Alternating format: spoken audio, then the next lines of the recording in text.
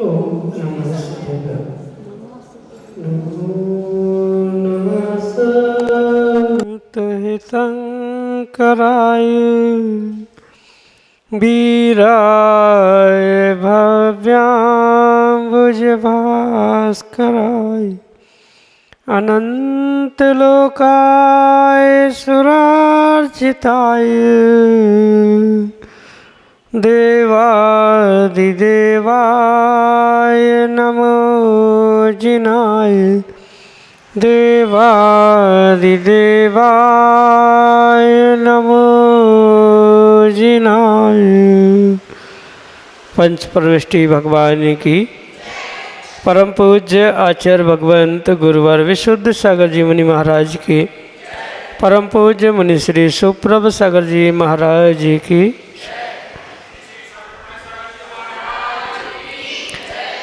समीचीन विकल्पों का सम्यक समाधान, सम्यक ज्ञान की वह अनूठी विधा जिसके माध्यम से हम सभी अपने अज्ञान रूपी तिमिर को दूर करके और अंतरंग में सम्यक ज्ञान रूपी ज्योति को ज्योतित करने का पुरुषार्थ करते हैं। क्योंकि जहाँ पर अज्ञान है, अंधकार है, वहाँ दुख है और उस दुख को दूर करने का परम पूज्य आचार्य भगवंत गुरुवर विशुद्ध सागर जी महाराज के मंगल सभाषी से परम पूज्य मुनि श्री सुप्रभ सागर जी महाराज ने हमें सम्यक समाधान रूपी अनूठा उपाय प्रदान किया है, जिसके माध्यम से हम अपने ही मन का विकल्प परम पूज्य मुनि श्री के समक्ष प्रस्तुत करके और उसका आगम के परिप्रेक्ष्य में सम्यक समाधान प्राप्त करते हैं और वही सम्यक समाधान हमारे आत्म कल्याण के लिए कार्यकारी उपाय है। प्रारंभ करते हैं ऐसे वह आत्म कल्याण की अनूठी विधा। और आज के पहले विकल्प के लिए श्रीमती निशा जैन मड़वैया बानपुर उत्तर प्रदेश से महाराज श्री के चरणों में बारंबार नमोस्तु करते हुए अपना समीचीन प्रश्न रख रहे हैं कि महाराज श्री जो नरक में देवलोग होते हैं वह कौन से कर्म के कारण नरक के देव होते हैं और जो दूसरे नारकियों को मारते हैं तो उन्हें कौन से कर्म का बंध होगा। हमारे समीचीन विकल्प का सम्यक समाधान करने की अनुकंपा करें। नमोस्तु महाराज जी, नमोस्तु। ओम नमः सिद्धम। परम पूज्य आचार्य भगवान गुरुवर विशुद्ध सागर जी महाराज जी की परम पूज्य मुनि श्री सुप्रभ सागर जी महाराज जी की जो 7 नरकों की संकल्पना आगम प्रमाणों से प्राप्त होती है, वहाँ पहले नरक में और पहले नरक के जो 3 भाग आचार्य भगवंतों ने बताए, उन 3 भागों में से पहले जो 2 भाग है उन भागों में भवनवासी और व्यंतर इन 2 प्रकार के देवों का निवास हुआ करता है। तीसरा भाग जो है पहले नरक का, वहाँ नारकी रहते हैं और वो जो भवनवासी व्यंतर पहले 2 भाग में निवास करते हैं पहले नरक के, वे ही चौथे नरक तक जाते हुए तीसरे नरक तक उन नारकियों को कष्ट देना, पीड़ा देना, हिंसा करना आदि कार्य करते और उनके निमित्त से यानी भवनवासी व्यंतर आदि जाति के जो देव उनकी और भी जो प्रजातियां कही गई है, भूत, पिशाच, राक्षस आदि जो व्यंतरों के भेद कहे गए हैं, ऐसे ही भवनवासी के भी जो भेद कहे गए उनका भी विभाजन पहले भाग में और दूसरे भाग की अपेक्षा से अलग अलग है। पर जो भी वह मिथ्यात्व के कारण से विपरीत कार्य करते हुए असुर आदि के कार्य वर्तमान में यानी मनुष्य पर्याय में या अन्य पर्यायों में करते हैं, वही उस असुर कुमार आदि जाति के देव नरकों में भवनवासी आदि बनकर जन्म ले। असुर का अर्थ ही होता है जो एक दूसरे को लड़ाना, भिड़ाना, झगड़े कराना, किसी का कुछ अच्छी मैत्री बन रही है तो उनमें एक दूसरे के कानाफूसी करना, ये काम करते हुए असुरी वृत्ति जो करते हैं वे असुर कुमार के भवनवासी देव बनते हैं। वही जो किल्विषिक जाति के देव कहलाते हैं, जो एक दूसरे की चुगली करना, एक दूसरे को भड़काना आदि जो कार्य करते हैं वे किल्विषिक जाति के देव बनते। तो सबके निमित्त से अपने अपने कारण आचार्य भगवंतों ने बताया है कि क्या कारण प्राप्त करने से किस जाति का देव बनता है, तो वो तो आगम प्रमाण से बहुत विस्तार से समझा जा सकता है। पर सामान्य रूप से ये समझे कि जितनी भी विपरीतता है, यानी लड़ाना, चुगली करना, एक दूसरे को भड़काना, हिंसा करना आदि कार्यों से जो पाप कर्म का आश्रय करते हैं, पर पिछले कुछ पुण्य के निमित्त से उन्होंने उस देव गति को प्राप्त कर लिया, क्योंकि भवनवासी व्यंतर ये भी देव गति के अंतर्गत ही आने वाले जीव है। भले ही नरक में रह रहे हैं पर उनकी गति देवगति ही कहलाती। तो पिछले पुण्य के उदय से जो उन्होंने धर्म क्षेत्र आदि में जो विपरीतताएं प्राप्त की है, धर्मात्माओं को लड़ाना, झगड़ाना आदि काम कर रहे हैं, वे ही असुरी वृत्ति वाले असुर कुमार के, किल्विषिक वृत्ति वाले किल्विषिक जाति के ऐसे नाना प्रकार के भवनवासी और व्यंतर देव बनते हैं। मुख्य उसके पीछे का अभिप्राय मतलब वहाँ पहुँचने का उन्होंने किए हुए उनकी वह विपरीत क्रिया, विपरीत भावना, उसके निमित्त से वे देव गति के बनने के बाद भी नरकों में निवास करने वाले ये भवनत्रय के रूप में स्वीकार किए जाते हैं, जिसे देव दुर्गति कहा जाता है। मात्र जो वैमानिक देव स्वर्गों में 16 स्वर्ग या उनके ऊपर रहते हैं उनको ही सुगति रूप देव स्वीकार किया जाता है। बाकी 3 गति के मतलब ज्योतिष, व्यंतर और भवनवास, ये तीनों गति के, ये तीनों प्रकार के देवों को देव दुर्गति के रूप में स्वीकार किया जाता है या खोटे प्रकार के देव कहलाए जाते हैं। पुण्य के उदय से देव गति तो मिल गई, देव आयु तो मिल गई, पर कहीं न कहीं विपरीत भावना, विपरीत कार्य, हिंसाजन्य क्रिया, हिंसाजन्य भावना उनके निमित्त से देव गति मिलने के बावजूद भी उनको देव दुर्गति के रूप में या दुखदायक इन देवों की स्थानों में जन्म लेना पड़ता है। रही बात वहाँ हिंसा करने वाले, यानी जो लड़ाने वाले, भड़काने वाले, एक दूसरे को कुअवधि ज्ञान का परिचय देने वाले, काटने वाले, मारने वाले जो है, स्वाभाविक सी बात है हिंसा करेंगे तो जिस प्रकार की उनसी हिंसा है, जैसे उनके भाव है, वैसा ही आने वाले समय के लिए उनको गतिबंध, आयुबंध होता है। यही आपके लिए सम्यक समाधान। लक्ष्मीनगर उज्जैन मध्य प्रदेश से दिनेश जैन महाराज श्री के चरणों में बारंबार नमस्तु करते हुए अपना प्रश्न कर रहे हैं कि महाराज जी, दीपक से देवशास्त्र गुरु की आरती करने से दोष लगता है क्या, और यदि लगता है तो उसका क्या करना चाहिए? हमारे समीचीन विकल्प का सम्यक समाधान करते हुए हमारा मार्गदर्शन करने की अनुकंपा करें। नमोस्तु महाराज जी, नमोस्तु। श्रावक और निर्ग्रंथ मुनिराज, इनकी चर्या में जमीन आसमान का अंतर। निर्ग्रंथ मुनिराजों का 9 कोटि से आरंभ हिंसा आदि का त्याग होता है, पर श्रावकों का उद्योगी, आरंभी और विरोधी हिंसा का त्याग कभी भी नहीं होता। भले ही संकल्प पूर्वक किसी को मारने का पुरुषार्थ श्रावक भी नहीं करता, पर जो उद्योगी और आरंभी हिंसा है उनका त्याग श्रावकों का होता ही नहीं। और इसी परिप्रेक्ष्य में समझे कि सच्चे देवशास्त्र गुरु की भक्ति, आराधना, पूजा आदि करते समय जो उन्हें प्रासुक द्रव्य समर्पित किया जा रहा है, उस समय पर होने वाली वह जो हिंसा है, जैसे द्रव्य का शोधन करते हुए, पानी गर्म करते हुए, दीपक प्रज्वलित करते हुए, धूप आदि चढ़ाते हुए जो सावध्य या हिंसा हो रही है, उसे आचार्य भगवंतों ने श्रावकों की अपेक्षा से वह सावध्य हिंसा या उद्योगी आरंभी हिंसा के अंतर्गत रखा। जो उद्योग व्यापार श्रावक करता है वो उसकी उद्योगी हिंसा है, पर ये जो घर गृहस्थी के कार्य है, मंदिर आदि के निमित्त से धार्मिक अनुष्ठान है, इनमें होने वाली जो हिंसा या सावध्य है, उनको आचार्य भगवंतों ने वह उद्योगी के बाद में ग्रहण की जाने वाली वह आरंभी हिंसा जो कि श्रावकों के लिए मुख्य रूप से स्वीकार की जाए। इसलिए विकल्प करने की आवश्यकता नहीं है कि आप श्रावक है तो देवशास्त्र गुरु के सामने दीपक प्रज्वलित करे कि नहीं, उनकी आरती उतारे कि नहीं। ये मिथ्या भ्रांतियाँ है।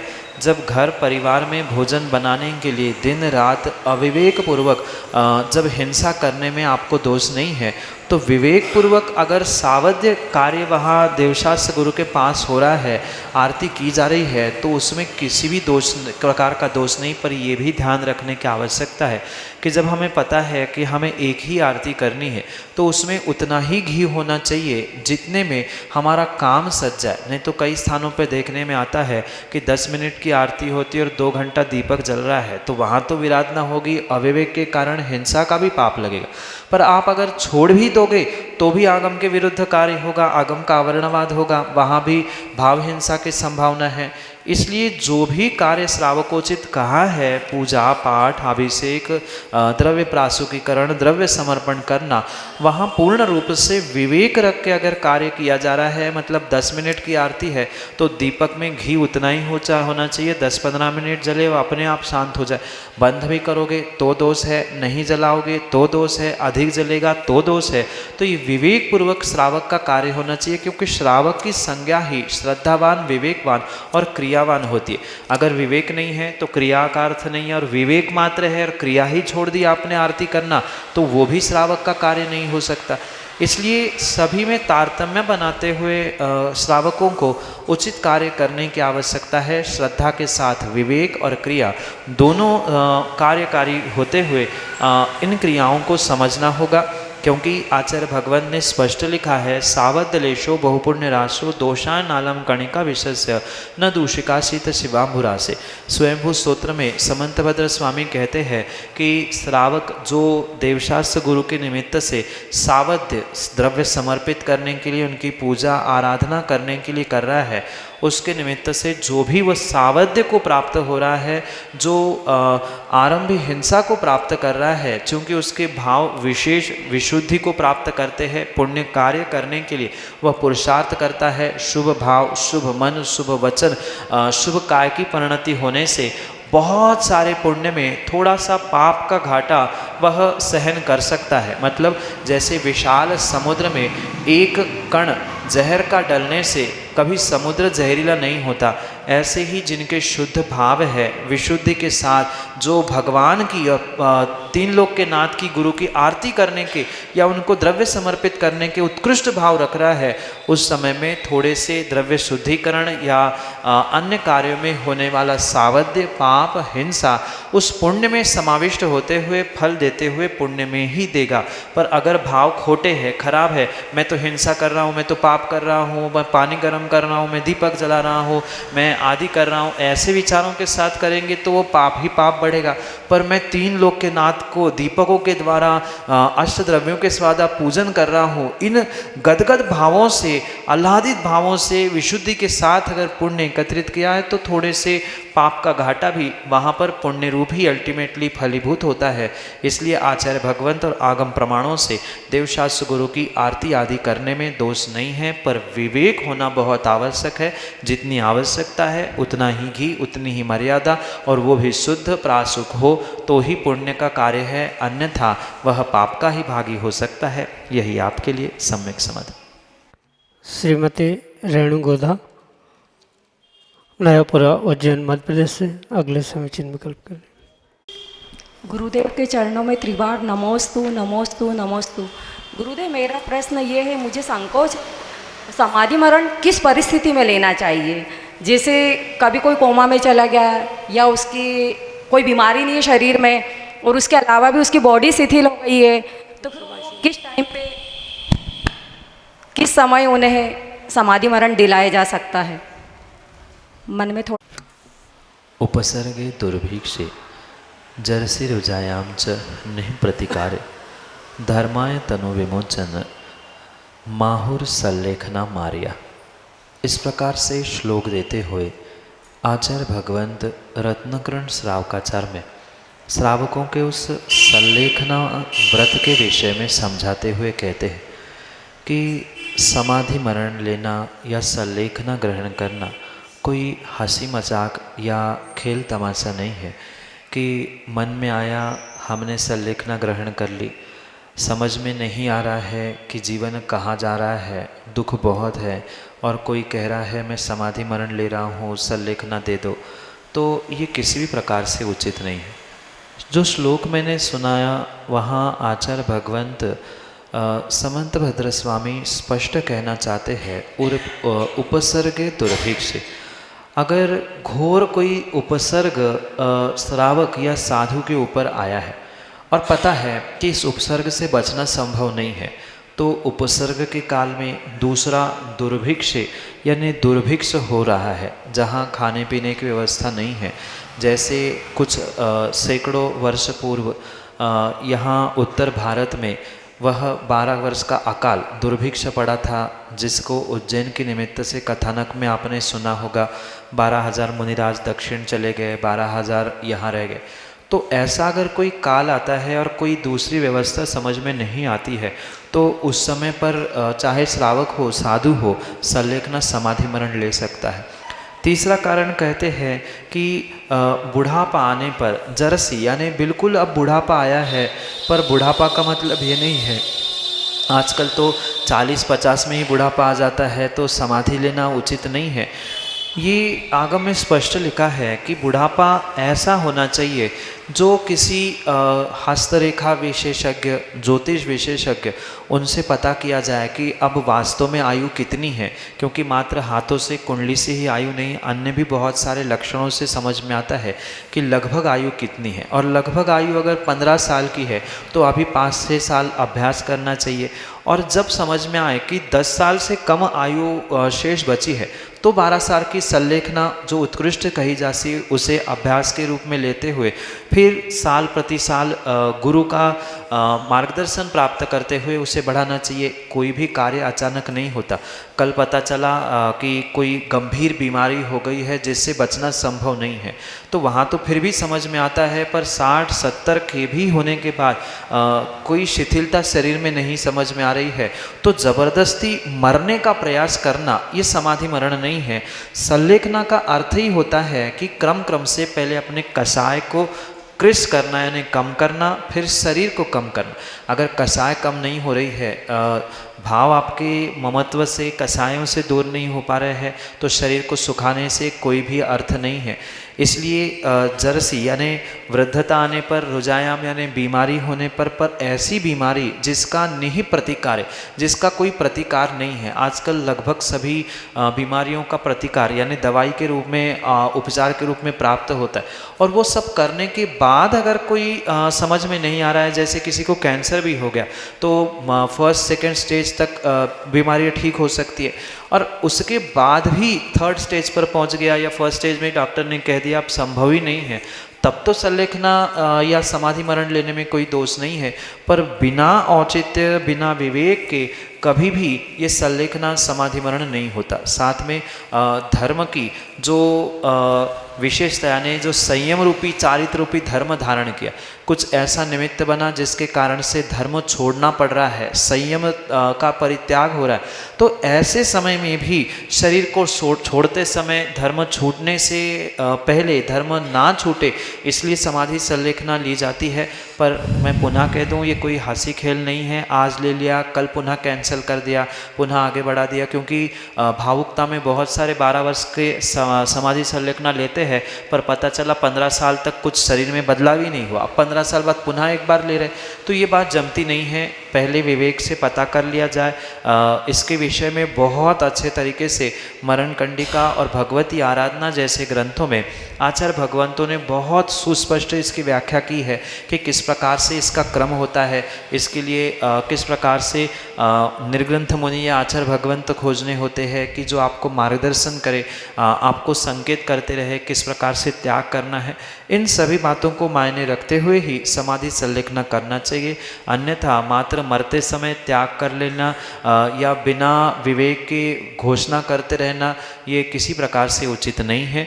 निर्ग्रंथ गुरु, डॉक्टर, वैद्य, साथ में जो ज्योतिष या इस विषय में जो विज्ञ है, जानकार है, उन सब की सलाह लेते हुए ही सर्वोत्कृष्ट निर्ग्रंथ आचार्य भगवंत या गुरु के मार्गदर्शन में ही या कोई आरिका आदि के मार्गदर्शन में ही इन क्रियाओं को करे तो ही इसका विशेष फल मिल सकता है। यही आपके लिए सम्यक समाधि। आयुषी जैन, नयापुरा उज्जैन मध्य प्रदेश से अगले समीचीन विकल्प के लिए। महाराज जी के चरणों में बारंबार नमोस्तु नमोस्तु नमोस्तु। महाराज जी, मेरा प्रश्न यह है कि क्या जिस टेबल पर हम अर्घ चढ़ाते हैं उस टेबल पर चावल की डिब्बी रख देने से क्या उसके अंदर रखी हुई द्रव्य भी निर्माल्य मानी जाएगी? सम्यक समाधान के माध्यम से कई बार इस निर्माल्य के विषय में प्रकाश डालते हुए हमने समझाने का प्रयास किया है कि वर्तमान में अधिकांश जीवों को निर्माल्य की परिभाषा ही पता नहीं है और बिना जाने वह किसी भी वस्तु को निर्माल्य कह देते हैं। किसी प्रकार से ही निर्माल्य की संकल्पना करते हुए वह विपरीतता को प्राप्त करते। पहली बात तो ये है, जिस डिब्बी में, जिस थाली में आप चावल या द्रव्य ले गए थे, वह द्रव्य जब तक देवशास्त्र गुरु को मंत्रों के साथ समर्पित नहीं किया तब तक वह द्रव्य आपका है, किसी भी प्रकार से वह निर्माल्य नहीं है। ये विशेष बात समझने योग्य है कि बहुत सारे जीव ये सोचते हैं हम डिब्बी भर ले गए हैं और पूरी डिब्बी खाली करके आएंगे, वापस अगर लेके आ रहे हैं तो निर्माल्य ले आ रहे हैं, पूरा ले गए हैं तो समर्पित करना ही है। ऐसा किसी भी प्रकार से नहीं है। जब तक आप उन द्रव्य सामग्री को मंत्रों के माध्यम से प्रभु को, गुरु को या अपने पंच परमेष्ठी आदि को समर्पित नहीं कर रहे हैं तब तक वह निर्माल्य नहीं है। जो द्रव्य चढ़ा दिया है उनके निमित्त से उनके लिए वो ही निर्माल्य है। उसके अलावा वह डिब्बी में, थाली में बचा हुआ द्रव्य भी आपका ही है, वह किसी भी प्रकार से निर्माल्य नहीं। रही बात उस टेबल पर जिस पर निर्माल्य रख चुका है यानी अर्घ्य चढ़ चुका है, द्रव्य समर्पित हो चुका है, ऐसे टेबल पर भी आप डिब्बी रख रहे हैं तो डिब्बी ही रखी है, वहाँ डिब्बी आपने चढ़ाई तो नहीं है। तो चढ़ाई नहीं है तो डिब्बी भी आपकी है, डिब्बी के अंदर का द्रव्य भी आपका है। हाँ, अगर वह द्रव्य आपने उस टेबल पर चढ़ा दी तो ही वह निर्माल्य है, अन्यथा डिब्बी रखी हुई, क्योंकि टेबल एक ही है माना कि मंदिर में, वही आपने डिब्बी रख ली और वहीं से द्रव्य उठाकर समर्पित कर दिया तो डिब्बी ही निर्माल्य होगी। तो निर्माल्य से निर्माल्य चढ़ाने का या द्रव्य चढ़ाने का क्या प्रयोजन। इसलिए विवेक रखे कि जब तक वह हम मंत्रों के साथ समर्पित या निरुपामिति स्वाहा करते हुए चढ़ा नहीं रहे हैं तब तक द्रव्य श्रावक की पूर्ण रूप से है, चाहे डिब्बी में हो, चाहे हाथ में हो, चाहे थाली में भी उसने उसे शोधन भी किया है, मतलब धुली भी द्रव्य क्यों ना हो, वह जब तक समर्पित नहीं की जा रही है मंत्रों के साथ तब तक वह श्रावक की है। आप उसका जैसा चाहे प्रयोग कर ले, उसमें कोई भी दोष नहीं है। रही बात टेबल पे रखे हुए निर्माल्य की भी, माना कि आपने उसे हाथ से साइड कर लिया, कई बार टेबल पे जगह भी नहीं होती द्रव्य चढ़ाने के लिए, तो माना कि उसको आपने अलग कर दिया तो आपका हाथ निर्माल्य हो गया क्या। टेबल पे हाथ रख गया तो आपका हाथ भी निर्माल्य होना चाहिए। अगर टेबल पे रखी हुई सब सामग्री निर्माल्य स्वीकार की जा रही है तो ये विवेक सामान्य सा है कि हम ये व्यवस्था रूप में प्राप्त कर रहे हैं, हम उसे भोगने का प्रयास नहीं करें, मतलब जो समर्पित किया है उसे ग्रहण नहीं करें। उसे साइड कर लिया, हाथ धो लिए तो किसी प्रकार से उसमें दोष नहीं है। फिर तो थाली की थाली मंदिर में चढ़ाई जाती है, फिर दूसरे दिन वो थाली ठोना भी प्रयोग में नहीं ला सकते। तो ये विवेक रखे, आपकी डिब्बी आपकी है, चावल द्रव्य भी आपका है, जब तक मंत्रों से उसे समर्पित नहीं किया जा रहा है उसे निर्माल्य का दोष नहीं लगेगा। चाहे टेबल पे रखो, हाथ पे रखो या उस थाली में भी द्रव्य निकाल के रखो, किसी प्रकार से वह निर्माल्य का दोष नहीं हो सकता। यही आपके लिए सम्यक समाधान। नयापुरा उज्जैन मध्य प्रदेश से ज्योति जैन अगले समीचीन विकल्प के लिए। महाराज जी के चरणों में मेरा त्रिकाल बार नमोस्तु नमोस्तु नमोस्तु। महाराज जी, जब तक व्यक्ति दूसरों का सब कार्य करता है तब तक तो वो अच्छा लगता है। अगर दूसरे व्यक्ति का कार्य को मना कर देता है तो उसमें हजार दोष बताते हैं। ऐसा क्यों महाराज जी? माँ, ऐसा इसलिए है कि ये संसार का नियम है, जहाँ स्वार्थियों के साथ उठना बैठना होता है, वहाँ संसार और संसार के प्रत्येक स्वार्थियों का यही नियामक परिणमन भी देखने में आता है। जब तक सामने वाले व्यक्ति के स्वार्थ की पुष्टि हो रही है तब तक आप बहुत अच्छे होते हो, और स्वाभाविक सी बात है जब उसके स्वार्थ की पुष्टि नहीं होती वही व्यक्ति उस सामने वाले के लिए बुरा भला स्वाभाविक रूप से होता है। और मात्र मैं दूसरों के लिए ही नहीं कहना चाहता हूँ, अपितु कभी अपने भी विषय में अगर हम झांक के देख ले तो कई बार व्यक्ति स्वयं के साथ भी ऐसा ही करता है। जो हमारे लिए अच्छा कह रहा था, कर रहा था, स्वार्थ की पुष्टि कर रहा था, वही बेटा वही बेटी भी बहुत अच्छी होती है जब तक आज्ञाकारी है, और जब नहीं होता तो वही माता पिता उस बेटे को भी और वही बेटा माता पिता को भी घर से बाहर निकालने में भी कभी आगे पीछे नहीं देखता। इसलिए ये स्वार्थियों की टोली है, संसार है, ये तो स्वाभाविक रूप से देखने में आता है कि जब तक स्वार्थ है तब तक एक दूसरे के सगे संबंधी है। थोड़े से बुरे दिन आ जाते हैं, थोड़ी सी विपरीतता सामने दिखती है तो कोई भी किसी का होता ही नहीं है। ये जो आचार्य भगवंतों ने आगम ग्रंथों में लिखा है ये प्रैक्टिकल सामने दिख रहा है। तो ऐसा अगर कोई करते हुए दिख जाए तो हमें जिनवाणी पर और संसार की प्रकृति पर, संसार भावना को समझते हुए निर्णय करना होता है कि आप अकेलो अवतरे मरे अकेलो होए, यूं कि सब जीव को साथी सगाना कोई किसी का साथी नहीं होता है। जब तक स्वार्थ है तब तक सब है, और स्वार्थ नहीं है, पुण्य नहीं है तो सगा भी दगा देने में आगे पीछे नहीं देखता। इसलिए उसके प्रति भी दुर्भावना रखने की जगह हम अपने बारे में सोचें कि हमारा ही कुछ ऐसा कर्म का नियोग है कि ऐसा संयोग मिला, उससे ही आने वाले समय का कर्मों का आश्रयबंध बन सकता है।